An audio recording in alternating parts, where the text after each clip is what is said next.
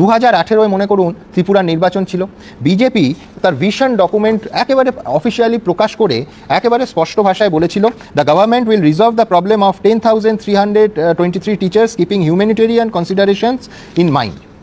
2018 ত্রিপুরার বাম সরকারের পতন হলো, বিজেপির সরকার এলো, তারপর দেখা গেল শিক্ষকদের আন্দোলনে ত্রিপুরার সরকারের পুলিশ লাঠি চালাচ্ছে। আজ অবধি এই 2025-এর 7.5 বছর প্রায় কেটে গেল, একজনেরও চাকরি হয়নি।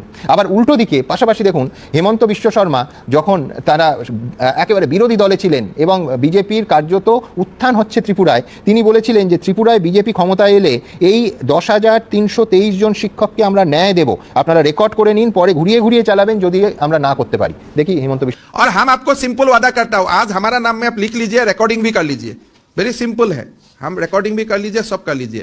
भारतीय जनता पार्टी का बीजेपी का सरकार त्रिपुरा में होगा, ये 10,323 टीचर को नौकरी भी मिलेगा, कानून में कोई हम लोग कानून का अमेंडमेंट करते हुए करेगा, और सर्व शिक्षा अभियान का टीचर RMS टीचर को भी न्याय मिलेगा। और